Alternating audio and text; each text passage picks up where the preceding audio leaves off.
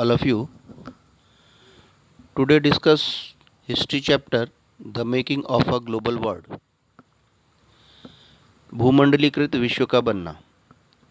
भूमंडलीकृत विश्व का बनना, इसका जो ये फर्स्ट वर्ड है भूमंडलीकृत, इससे ही समझ में आ जाना चाहिए हम लोगों को।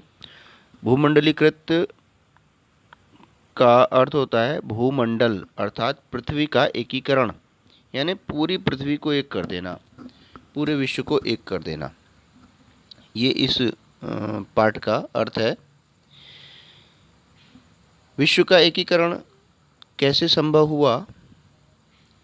क्योंकि हम लोग ज्योग्राफी में पढ़ते हैं पहले आज की जो संरचना कॉन्टिनेंट्स की दिखाई देती है वो उस समय नहीं थी।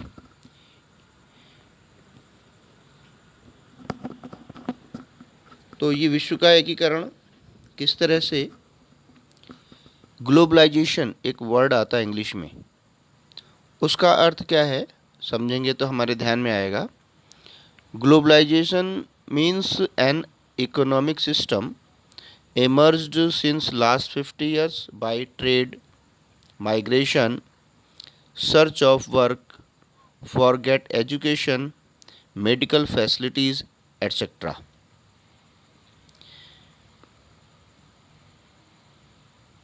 मीन्स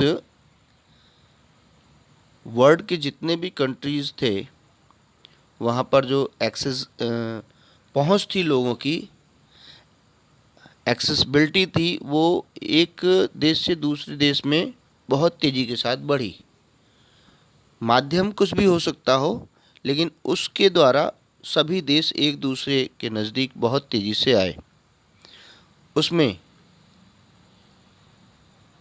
व्यापार की दृष्टि से लोग एक स्थान से दूसरे स्थान पर गए, काम की तलाश में गए, रोज़गार की तलाश में गए, शिक्षा प्राप्त करने के लिए गए, अपने धर्म का प्रचार प्रसार करने के लिए गए, या तीर्थ यात्रा की दृष्टि से गए। अर्थात कारण कुछ भी रहा हो, लेकिन एक स्थान से दूसरे स्थान, एक देश से दूसरे देश में जो आना जाना हुआ, उसके कारण ये विश्व का एकीकरण संभव हुआ, ग्लोबलाइजेशन हुआ। इस ग्लोबलाइजेशन का लाभ भी हुआ और हानि भी हुई, क्योंकि हर चीज़ के दो पहलू होते हैं, हम लोग जानते हैं, अच्छा भी बुरा भी। बुरा क्या है? बुरा ये है कि उससे हम लोग आजकल बहुत ही त्रस्त हैं, बीमारियों का आना जाना, बीमारियों का भी आदान प्रदान हुआ इन सब चीज़ों के साथ साथ। कोविड-19 इसका एक बहुत ही रिसेंट एग्जाम्पल है। कोविड-19 शुरू हुआ चाइना में, वहाँ से निकला, चाइना से के लोग इटली गए, वहाँ पर फैलाया, वहाँ के लोग दूसरे कंट्रीज़ में गए, दूसरे कंट्रीज़ में जो अफेक्टेड पर्सन थे वो दूसरे कंट्रीज़ में गए। तो इस तरह से बहुत तेज़ी से इसका विस्तार हुआ और पूरी दुनिया जो है इससे आज ग्रसित है। ऐसे ही उस समय भी बीमारियां फैली, उसको हम लोग आगे पढ़ेंगे। तो ये एकीकरण की प्रक्रिया के द्वारा ही संभव हुआ।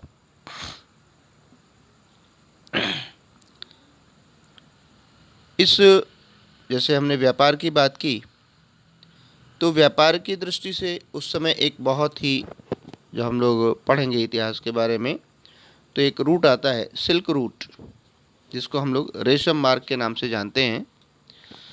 और ये जो सिल्क रूट है एशिया, यूरोप, नॉर्थ अफ्रीका को एक दूसरे से कनेक्ट करता है। इस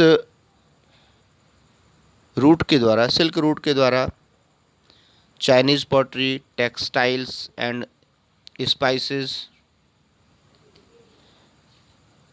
इन सब चीज़ों का व्यापार होता था। और रिटर्निंग में क्या होता था? Gold and silver flowed from Europe to Asia, और इन चीज़ों का व्यापारी लोग लेके जाते थे, और वहाँ से गोल्ड, सिल्वर, ये सारे यूरोप से एशिया में आने लगे। ऐसा नहीं था कि इस रूट से केवल सिल्क का ही व्यापार होता था, लेकिन अधिकांश मात्रा में सिल्क का व्यापार होता था, इसलिए इसका नाम ही सिल्क रूट पड़ गया।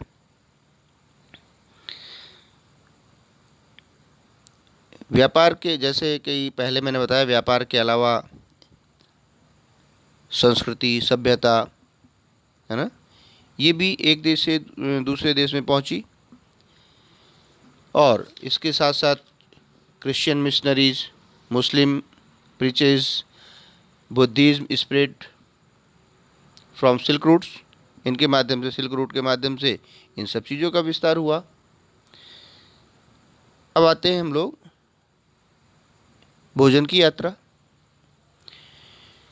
बहुत से खाद्य पदार्थ ऐसे हैं जिनको हम ये नहीं जानते कि ये हमारे देश के नहीं, हम जानते नहीं ये हमारे ही हैं, लेकिन अगर हम उसका इतिहास खंगालेंगे तो पता चलता है कि आज से 500 वर्ष पूर्व, उससे भी अधिक वर्ष पूर्व, ये दूसरे देशों से आए। जैसे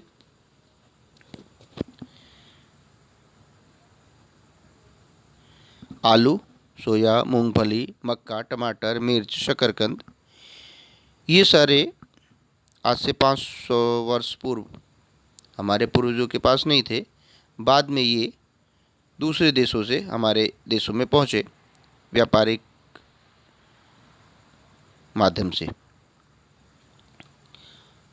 आलू भी हमारा नहीं था, और आगे चलकर तो आलू पर लोग इतना निर्भर हो गए कि जब उसकी फसल चौपट हो गई तो आयरलैंड में भूखमरी की स्थिति हो गई 1840 के दशक में, और उसके कारण से बहुत ही लोग, लाखों लोग उस भूखमरी के शिकार हुए और मारे गए। तो इस तरह से जो नूडल्स है आजकल बहुत ही फेमस है ना, और लोग कहते हैं, जैसे ही रोड पर निकलते हैं बच्चे भी, तो क्या कहते हैं नूडल्स के लिए। ये नूडल्स कहाँ से आया? ये हमारा नहीं, हम लोग जानते हैं ये चाइनीज़ है, वहाँ से इसका विस्तार हुआ। पास्ता हमारा नहीं है, बहुत बच्चे मनपसंद तरीके से खाते हैं। तो ये सारी चीज़ें इन रूटों के माध्यम से, व्यापार के माध्यम से एक देश से दूसरे देश में पहुंची। अभी हम लोग इस जिस पुस्तक को देख रहे हैं, प्रिंटेड है, इस प्रिंटिंग की जो कला है, ये जो टेक्निक है, वो भी हमारी नहीं, वो भी चाइना से प्रारंभ हुई और दूसरे देशों से होते हुए फिर हमारे यहाँ आई। तो ये भी एक एकीकरण का एक उदाहरण देखने को मिलता है, वैश्विक एकीकरण का, ग्लोबलाइजेशन का। अब ग्लोबलाइजेशन के द्वारा ही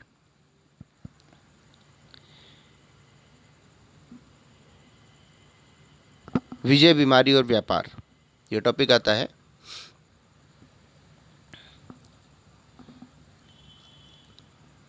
हम लोग जानते हैं कि यूरोपीय व्यापारी भारत आए।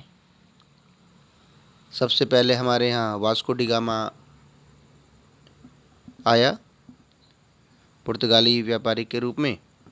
उसके बाद जो है अन्य देशों के व्यापारी आए, पहले पुर्तगीज आए, फिर डच आए, फिर ब्रिटिश आए, फिर फ्रांसीसी आए। इस तरह से इन व्यापारियों का आना हुआ। ऐसे ही अन्य देशों में भी इन व्यापारियों का जाना हुआ और अपने व्यापारिक सामान को एक देश से दूसरे देश में ले गए, नए नए समुद्री मार्गों की खोज की, और उसके कारण से जो व्यापार का जो केंद्र बिंदु था, जो सेंटर था, वो यूरोप बनने लगा।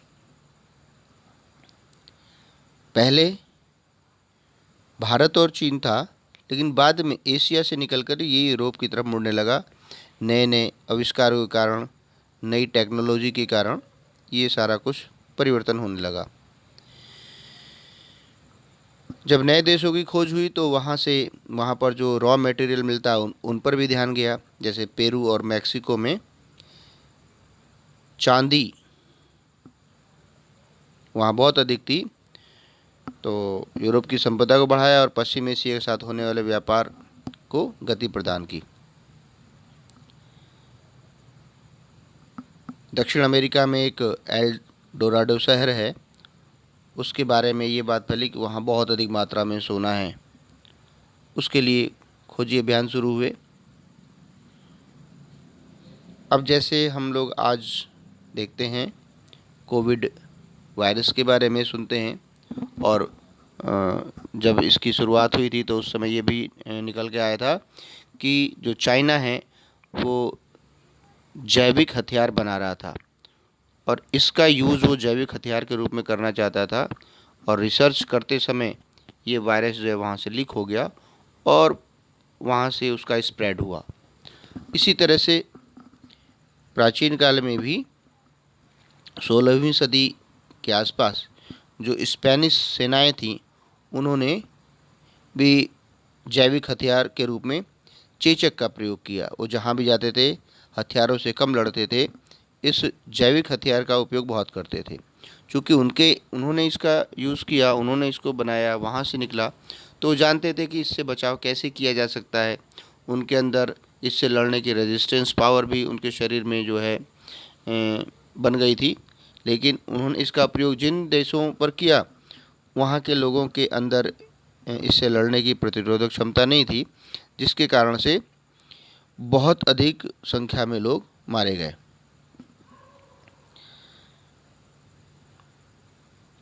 ठीक है ना।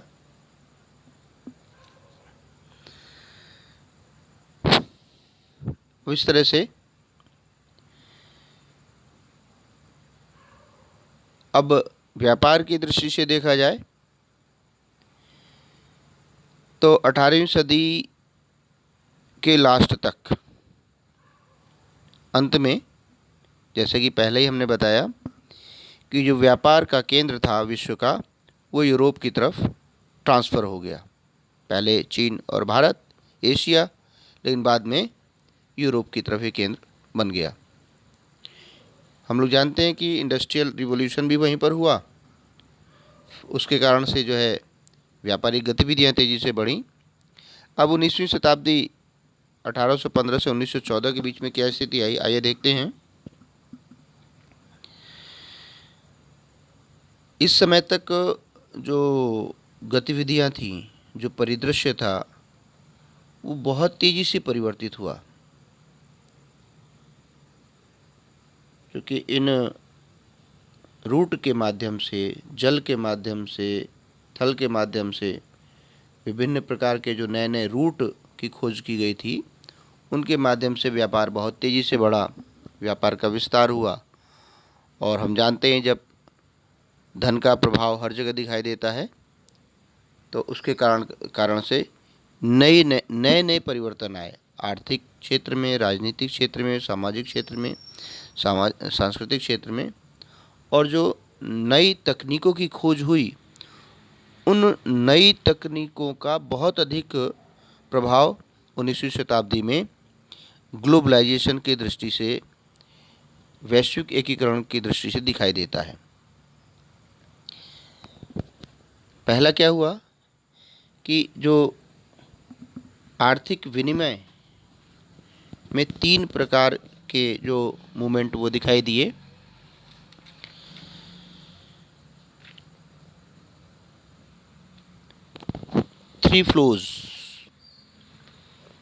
थ्री टाइप्स ऑफ फ्लोज, 3 प्रकार की गतियाँ। First is trade, second is labour, और थर्ड इज कैपिटल। पहला प्रवाह ट्रेड, ट्रेड मीन्स व्यापार, और दूसरा है फ्लो ऑफ लेबर, श्रम का प्रवाह। इसमें लोग एक स्थान से दूसरे स्थान पर रोज़गार के लिए ले जाए गए। यूरोपीय कंपनियां व्यापार करने के लिए हमारे यहाँ से भी बहुत सारे लोगों को ले गई अन्य देशों में, अफ्रीकन्स को ले गई बहुत सारे देशों में, क्योंकि वहाँ पर लोग नहीं थे काम करने वाले। तो ये हुआ श्रम का प्रवाह, फ्लो ऑफ लेबर। और थर्ड है फ्लो ऑफ कैपिटल, अर्थात पूंजी का प्रवाह। ये दिखाई देता है पूंजी का प्रवाह। जिसे अल्प या दीर्घ अवधि के लिए दूर दराज के इलाकों में निवेश किया। इन्वेस्टमेंट ऑफ कैपिटल, पूंजी का निवेश करना। तो ये तीन तरह का फ्लो हमें दिखाई देता है, और ये जो तीनों फ्लो हैं वो एक दूसरे से जुड़े हुए हैं। कैपिटल नहीं होगा तो ट्रेड नहीं होगा, लेबर नहीं होगा तो कैपिटल होते हुए भी ट्रेड नहीं कर सकते हम, ठीक है ना। और तो ये इस तरह से एक दूसरे से जुड़े हुए हैं, पूरा सर्किल चलता रहता है। तीनों रहेंगे तभी जो है ट्रेड हो पाएगा, और ट्रेड लोगों के जीवन को प्रभावित करता है। ट्रेड जब अच्छी स्थिति में होता है तो लोगों का जीवन स्तर बहुत अच्छा होता है। ट्रेड की स्थिति जब अच्छी नहीं होती है तो लोगों का जीवन स्तर बहुत ही निम्न श्रेणी का होता है।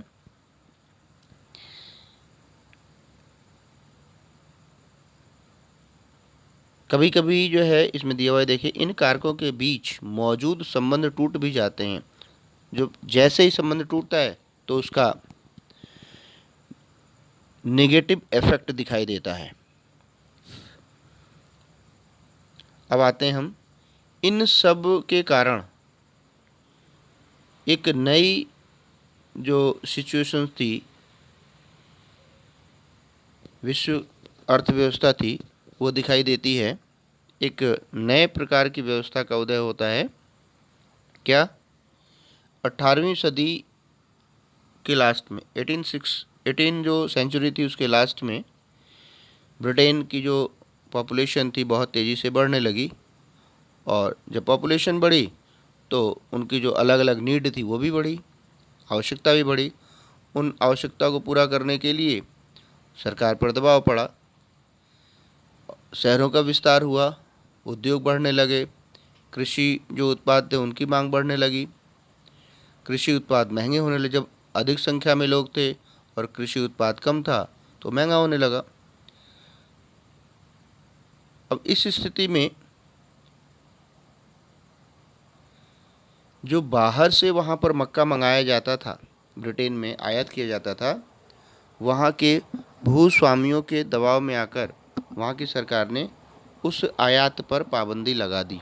क्यों लगाई? क्योंकि बड़े भूस्वामी चाहते थे कि बाहर से मक्का न मंगाया जाए। बाहर से अगर मक्का आएगा तो हमारे यहाँ के का जो मक्का है वो नहीं बिक पाएगा, या उसका रेट सस्ता हो जाएगा, तो हमें नुकसान होगा। तो ऐसा नहीं चाहते थे, इसलिए उन्होंने ब्रिटेन की गवर्नमेंट पर प्रेशर डाला, दबाव डाला। उसके कारण से उन्होंने जो मक्का का आयात था उस पर पाबंदी लगा दी। इस नियम को कहते हैं हम कॉर्न लॉ के नाम से जानते हैं।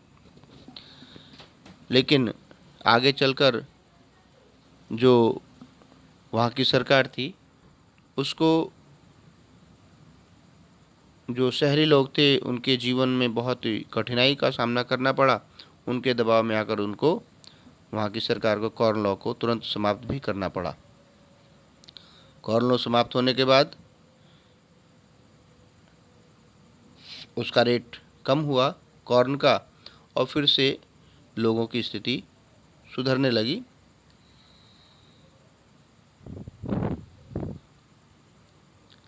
लेकिन बाद में किसानों की स्थिति पर बहुत ही बुरा प्रभाव पड़ा, उनकी हालत बिगड़ने लगी, क्योंकि वे आयातित जो माल था उसकी कीमत का मुकाबला नहीं कर सकते। बाहर से जो आता था वो सस्ता होता था, तो लोग उनके माल को नहीं खरीदते थे।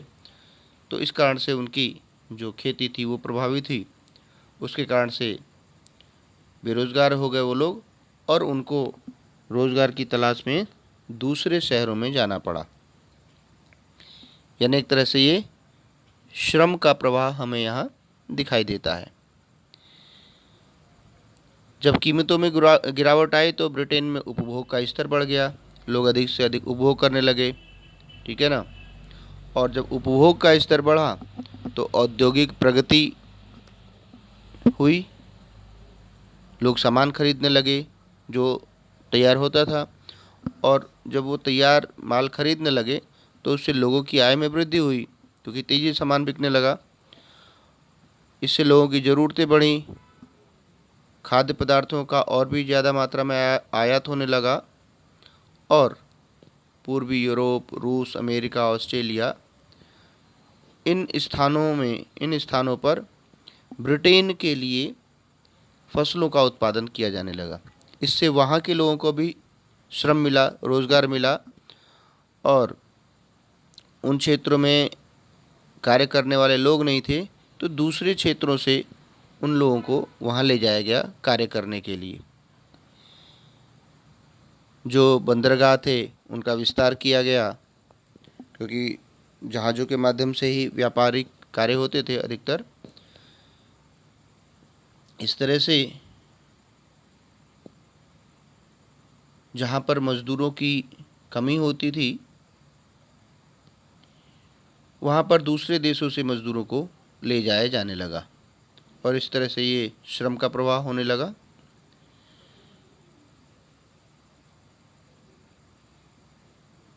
ये श्रम के प्रवाह का उदाहरण है। देखिए, ये चित्र में दिखाया जा रहा है कि लोग अपनी बारी का इंतज़ार कर रहे हैं कि जहाज़ आएगा और हम लोग दूसरे देशों में जाएंगे। जैसे जैसे वैश्वीकरण बढ़ रहा था, ग्लोबलाइजेशन बढ़ रहा था, वैसे वैसे 19वीं शताब्दी के अंत तक एक वैश्विक कृषि अर्थव्यवस्था सामने आई। हम लोग आज भी देखते हैं कि किसी भी सामान का जो मूल्य है वो वैश्विक स्तर पर तय होता है, क्योंकि आज इस एंड्रॉयड फ़ोन के माध्यम से, इंटरनेट के माध्यम से हम किसी भी वस्तु का जो रेट है वो तुरंत जान लेते हैं, कहाँ पर उसका क्या रेट चल रहा है। उस हिसाब से उसका रेट तय हो जाता है और उसी हिसाब से हम बताते भी हैं। श्रम विस्थापन यानी श्रम का प्रवाह, पूंजी का प्रवाह, परिस्थिति और जो टेक्नोलॉजी में जो चेंजेज आए उसके कारण से कृषि अर्थव्यवस्था में भी बहुत सारे परिवर्तन आए। धीरे धीरे जो जंगल थे उनको साफ़ किया गया खेतों के लिए, खेती करने के लिए, और सड़कों का जाल बिछाया गया, रेलवे का जाल बिछाया गया। उसके माध्यम से सामान को एक स्थान से दूसरे स्थान पर ले जाना बहुत ही आसान हो गया। जहाज़ों के माध्यम से जो व्यापार होता था उसमें देखिए कितना परिवर्तन आया कि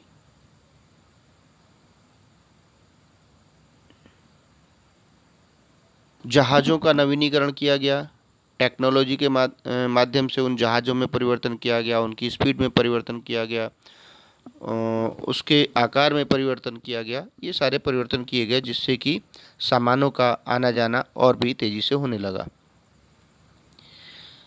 इसका प्रभाव भारत में भी दिखाई देता है। छोटा सा उदाहरण कि पंजाब में खेती की स्थिति को सुधारने के लिए नहरों का जाल बिछाया गया, वहाँ पर कार्य करने वाले लोगों को बस्तियों में बसाया गया, वहाँ पर जिसको कि नहर बस्ती बोला जाता था या कैनाल कॉलोनी, उसका एक उदाहरण है।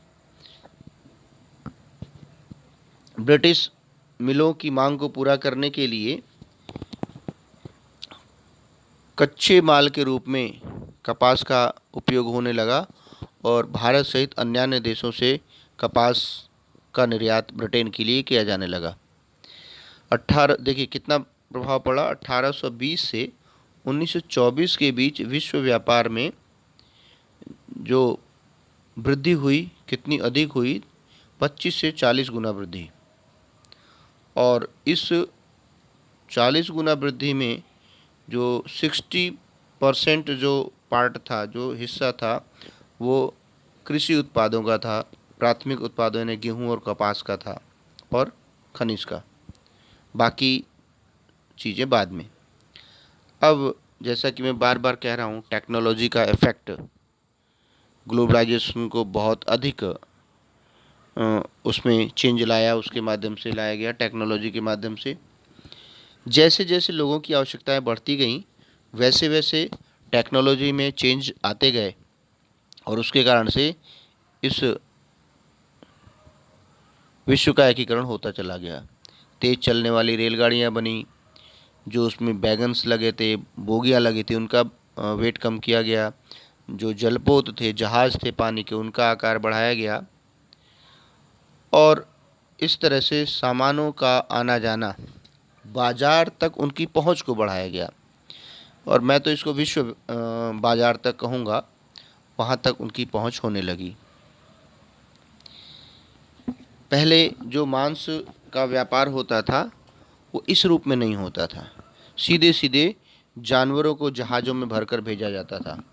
लेकिन चूंकि यात्रा कई दिन की होती थी, थकाऊ यात्रा होती थी, इसलिए बहुत सारे जानवर तो बीमार हो जाते थे, कुछ बीच रास्ते में ही जहाज़ में मर जाते थे, बहुत कम मात्रा में पहुंच पाते थे, जिसके कारण से यूरोपीय देशों में मांस बहुत महंगा था और सामान्य लोग उसका प्रयोग नहीं कर पाते थे। लेकिन नई टेक्नोलॉजी आई, जहाज़ों में रेफ्रिजरेटर लगाए गए, फ्रीज़र लगाए गए, उसके कारण से क्या हुआ कि अब जिंदा जानवर न ले जा कर के जानवरों को काट करके उनके मांस को फ्रीज़र में रख कर भेजा जाने लगा, और आगे बढ़ते हैं तो उसकी पैकिंग करके भेजा जाने लगा, जिसके कारण से मांस का वहाँ पर रेट कम हो गया, सामान्य लोग ही पहुँच में आ गया, सामान्य लोग भी उस मांस का प्रयोग करने लगे और उनका जीवन स्तर सुधरा। जब उनको पूरी डाइट मिलने लगी तो उनका जीवन स्तर में सुधार हुआ, और इस तरह से व्यापार भी बढ़ा और विश्व व्यापार में मांस की जो पहुंच थी वो बढ़ी। जब पैसा आने लगता है तो लोग, जैसे सामान्य व्यक्ति क्या होता है, पहले तो वो कोई काम करता है और सोचता है कि भाई मेरा काम चल जाए, उसका जब काम चल जाता है, व्यापार चल जाता है, तो फिर सोचता है भाई मैं एक ज़मीन ले लूँ, प्लॉट ले लूँ, फिर उस पर मकान बना लूँ, मकान बना लेता है, फिर उसके पास पैसा आता है, सोचता है दूसरा प्लॉट ले लूँ। ऐसे ही जब भोजन या सामानों की आवाजाही बढ़ी, व्यापार तेज़ी से बढ़े, उद्योग तेज़ी से बढ़े, आर्थिक प्रगति हुई, तो जो देश थे जो समृद्धशाली होते गए, उनके ध्यान में आने लगा कि अब अपने साम्राज्य का विस्तार किया जाए। उससे निकला उपनिवेशवाद, कॉलोनियलिज्म, और हम देखते हैं कि यूरोप के कई देशों के द्वारा अन्य देशों में अपनी सरकार स्थापित की। उसका एक उदाहरण भारत भी है कि यहाँ पर भी जो ब्रिटिश कंपनी व्यापार करने के लिए आई थी, लेकिन बाद में वो यहाँ पर शासक बन गई।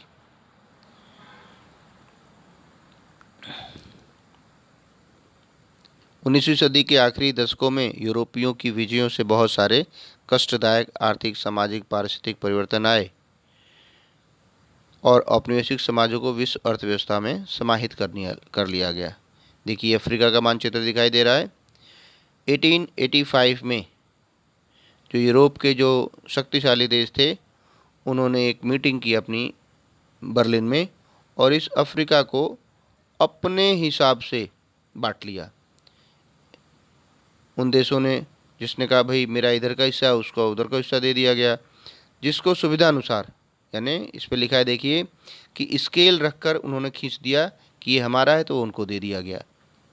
देश दूसरा उन्होंने आपस में बांट लिया क्योंकि वो उस समय सक्षम थे। 19वीं सदी के आखिर में ब्रिटेन और फ्रांस ने अपने शासन वाले विदेशी क्षेत्रफल में भारी वृद्धि कर ली थी। बेल्जियम और जर्मनी नई औपनिवेशिक ताकतों के रूप में सामने आए।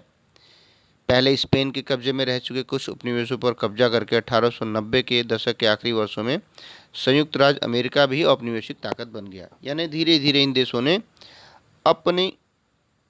अपने साम्राज्य का विस्तार किया। देखिए दिया इसमें, बेल्जियम, ब्रिटिश, फ्रेंच, जर्मन, इतालवी, पुर्तगाली, स्पेनिश, ब्रिटिश डोमिनियन, स्वतंत्र राज्य, ये सारे ही जैसे जैसे समृद्ध होते गए, वैसे वैसे इन्होंने उपनिवेश अपने बसाने शुरू किए, और इस तरह से उपनिवेशवाद का विस्तार हुआ। अब आते हैं हम रिंडरपेस्ट या मवेशी प्लेग। जैसा कि शुरू में ही मैंने बताया था, ग्लोबलाइजेशन का एक बैड इफ़ेक्ट डिजीज़ स्प्रेड। उस डिजीज़ स्प्रेड में मैंने आपको एग्जाम्पल दिया था इस कोविड-19 का। ऐसे ही उस समय भी 19 जो सेंचुरी थी उसके लास्ट में रिंडरपेस्ट नामक बीमारी बहुत तेज़ी से फैली थी, और जो पशु थे उनके माध्यम से मवेशियों में प्लेग की तरह फैलने वाली इस बीमारी से लोगों की आजीविका और स्थानीय अर्थव्यवस्था पर गहरा प्रभाव डाला। हम लोग देख रहे हैं आजकल कोविड-19 का बैड इफेक्ट कितना अधिक है हम सभी के ऊपर, पूरे विश्व पर। पूरा विश्व त्राही त्राही कर रहा है, और जब तक इसकी वैक्सीन नहीं आ जाती है मार्केट में, तब तक इसका हम कुछ भी नहीं कर सकते। केवल इसका उपाय बचाव ही है। ऐसा ही उस समय भी हुआ था, देखने में आता है। 19वीं सदी के आखिर में यूरोपीय ताकतें अफ्रीका के विशाल भूक्षेत्र और खनिज भंडारों को देखकर इस महाद्वीप की ओर आकर्षित हुई थी, क्योंकि उनको अपना व्यापार बढ़ाने के लिए, उद्योगों के लिए कच्चे माल की आवश्यकता थी, और अफ्रीका में कच्चा माल पर्याप्त मात्रा में था। एशिया में भी था, इसीलिए एशिया की तरफ भी उन लोगों का आकर्षण बाद में दिखाई देता है। लेकिन उनके सामने एक समस्या थी कि जो यूरोपीय लोग थे वो वेतन पर काम नहीं करना चाहते थे, वो मजदूरी नहीं करना चाहते थे, क्योंकि उनके पास पर्याप्त मात्रा में पशु थे। उन पशुओं पर ही उनकी आजीविका निर्भर होती थी। वो किसी के अधीन रहकर काम नहीं करना चाहते थे। हालांकि यूरोपियों ने बहुत प्रयास किया, उनको तरह तरह से उन पर टैक्स लगाए, और टैक्स में ये कहा कि ये टैक्स पूरा तभी होगा जब हमारे लिए तुम काम करोगे, लेकिन फिर भी उन्होंने स्वीकार नहीं किया। बहुत सारे कानूनों में भी परिवर्तन किया उन लोगों ने, और इस तरह से उनको अपने दबाव में लेने का प्रयास किया, लेकिन उन्होंने इन सब प्रतिबंधों को नहीं माना। लेकिन इस रिंडरपेस्ट बीमारी के कारण, क्योंकि इसमें लगभग 90% जो उनके मवेशी थे वो मर गए, और चूँकि पहले से उनकी आजीविका इन मवेशियों पर निर्भर थी, तो जब पशु मर गए तो वो आजीविका उनकी नहीं चल पाई, और अंत में उनको इन यूरोपीय देशों के दबाव में आकर काम करना पड़ा। देखिए दिया है, अफ्रीका में रिंडरपेस्ट नाम की बीमारी सबसे पहले 1880 के दशक के आखिरी सालों में दिखाई दी। उस समय पूर्वी अफ्रीका में एरिट्रिया पर हमला कर रहे इतालवी सैनिकों का पेट भरने के लिए एशियाई देशों से जानवर लाए जाते थे। यह बीमारी ब्रिटिश आधिपत्य वाले एशियाई देशों से आए उन्हीं जानवरों के जरिए यहाँ पहुंची। बहुत तेज़ी से इसका विस्तार हुआ। 1892 में अफ्रीका के अटलांटिक तक जा पहुंची। 5 साल बाद यह केप तक भी पहुंच गई। रिंडरपेस्ट ने अपने रास्ते में आने वाले 90% मवेशियों को मौत की नींद सुला दिया। पशुओं के खत्म हो जाने से अफ्रीकियों के रोजी रोटी पर बहुत बुरा प्रभाव पड़ा। अफ्रीकियों को श्रम बाजार में ढकेलने के लिए वहाँ के बागान मालिकों, खान मालिकों और औपनिवेशिक सरकारों ने बचे खुचे पशु भी अपने कब्जे में ले लिए। बचे खुचे पशु संसाधनों पर कब्जे से यूरोपीय उपनिवेशकारों को पूरे अफ्रीका को जीतने व गुलाम बना लेने का एक अवसर हाथ में आया, और इसके कारण से वहाँ के अफ्रीका के रहने वाले लोग उनके अनुसार कार्य करने के लिए तैयार हो गए। एक हम लोगों ने पढ़ा था श्रम का प्रवाह। इसके अंतर्गत भारत से अनुबंधित श्रमिकों का जाना हुआ।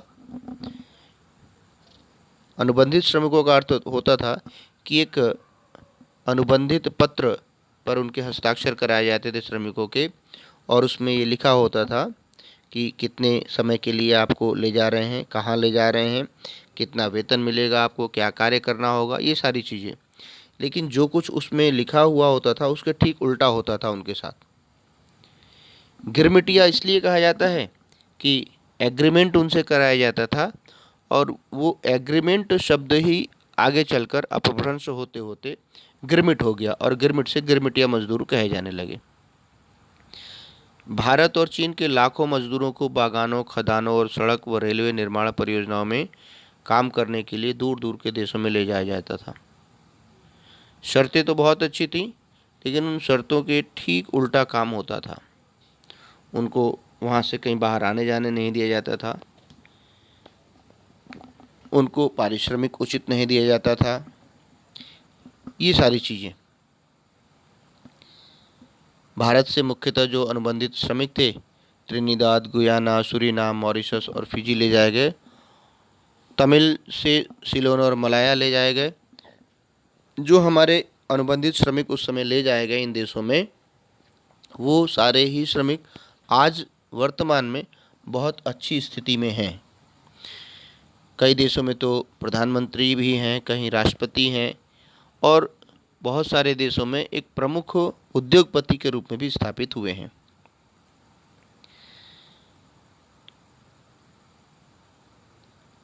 और ये जो अनुबंधित मजदूर, गिरमिटिया मजदूरों की जो प्रथा थी, इसको 19वीं सदी में एक नई दास प्रथा का नाम दिया गया। इससे पहले दास प्रथा का अंत तो फ्रांस में ही कर दिया गया था, लेकिन इसको हम नई दास प्रथा के नाम से जानते हैं। आगे चलकर इसका विरोध हुआ और 1921 में इसको समाप्त किया गया। जहाँ पर भी ये गिरमिटिया मजदूर गए, इन्होंने एक नई संस्कृति, मिश्रित संस्कृति को जन्म दिया। यहाँ से, भारत से हर धर्म के लोगों को ले जाया गया उन देशों में, लेकिन वह धर्म के आधार पर नहीं, भारतीयता के आधार पर इन्होंने एक सामूहिक सांस्कृतिक को ढूंढ लिया और उसका प्रयोग किया इन्होंने। देखिए इसमें लिखा, त्रिनिदाद और गुयाना में मशहूर चटनी म्यूजिक भी भारतीय प्रवासियों के वहाँ पहुँचने के बाद सामने आई रचनात्मक अभिव्यक्तियों का उदाहरण है। कई देशों में हम लोग जाते हैं जब, इन देशों में, तो लगता ही नहीं कि हम लोग दूसरे देश में आए हैं, क्योंकि यहाँ पर चारों तरफ भारतीय लोगों का ही प्रभाव दिखाई देता है और एक नई संस्कृति, भारतीय संस्कृति का वहाँ पर जन्म हुआ। शिव नरेंद्र चंद्र पॉल, राम नरेश सरवन और नोबेल पुरस्कार विजेता वीएस नायपाल आदि और भी बहुत सारे नाम हैं जो कि अनुबंधित श्रमिकों के रूप में जिनके पूर्वज गए, और ये लोग आज अपने कार्यों के कारण एक नई पहचान बनाए हुए हैं। और देखिए 1921 में इस नई दास प्रथा को समाप्त कर दिया गया, फिर भी कुछ न कुछ इसका प्रभाव और परिणाम दिखाई देता है। तो इस तरह से ये इस making of a global world,